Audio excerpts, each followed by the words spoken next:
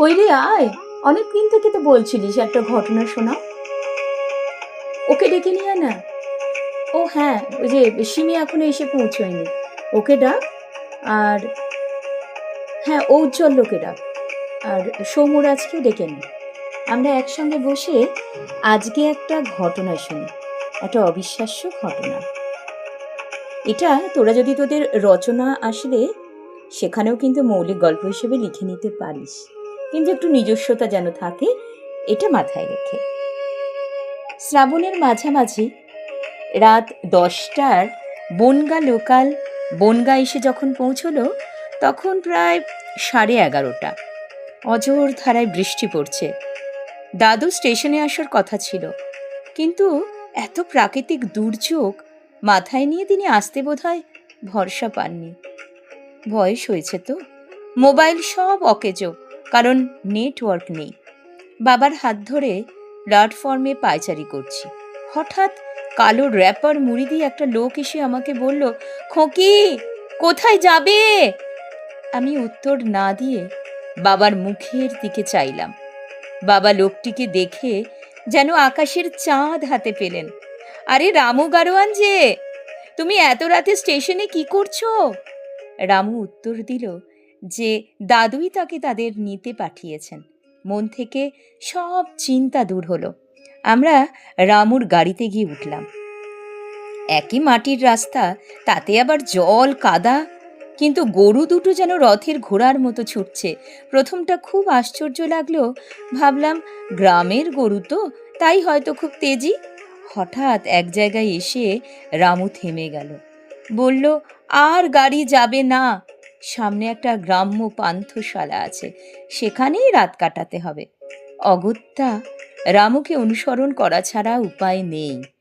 রামু একটা মাটির থালায় ভাত আর মাছের ঝোল এনে আমাদের দুজনের সামনে ধরল। আমরা খেয়ে দিয়ে শুতে যাব। হঠাৎ একটা বাচ্চা মেয়ের কান্নার শব্দ আমাদের কানে এলো। আমরা যেন শুনতে পেলাম একটা কান্না। সে কান্নাটা কি, সেটা দেখার জন্য আমরা শুরু করে দিলাম ভাবনা। আর চারপাশে কয়েকটা ছায়া মূর্তি ঘুরঘুর করছে, এবং সেই ছায়া মূর্তিগুলো কে?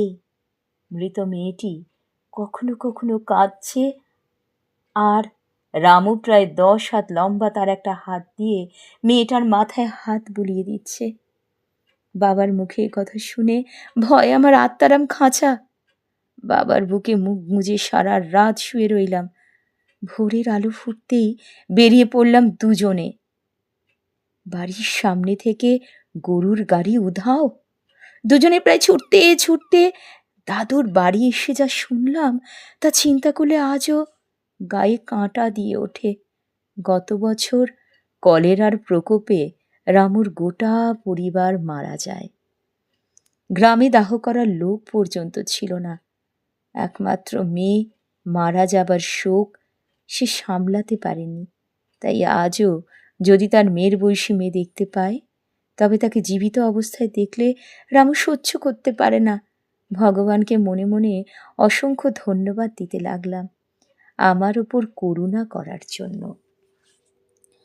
অর্থাৎ এই যে আমি এই গল্পটা তোমাদের শোনালাম, এটা একটা অবাস্তব গল্প, একটা ভৌতিক পরিবেশ রয়েছে, কিন্তু আমরা পরীক্ষায় কিন্তু এই ধরনের লিখব না। আমরা বাস্তব অভিজ্ঞতা নির্ভর রচনা মৌলিক লিখব। কিন্তু এটা আমি কেন দিলাম, অনেকেই তোমরা আছো যারা একটু লেখালেখি করতে পছন্দ করো। তোমাদের হয়তো কোনো বাড়িতে খাতাও আছে, নোটবুক রয়েছে, ডায়েরি রয়েছে, যেখানে তোমরা লেখো, এবং এখান থেকে সামান্য ধারণা নিয়ে তোমরা আরও নতুন নতুন গল্প লেখো, শেখো।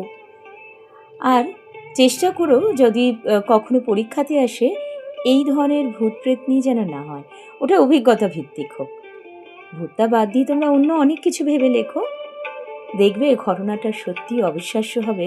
এবং তোমরা যদি প্রায় অনুশীলন করো, তাহলে যে নম্বরটা বা মার্কসটা পাবে সেটা কিন্তু অবিশ্বাস্য হবে, যেটা পেলে তোমরা খুব খুশি হবে। আজকের আলোচনা তাহলে আজকের ভাবনা তাহলে, আজকের ঘটনা তাহলে এখানেই শেষ করছি।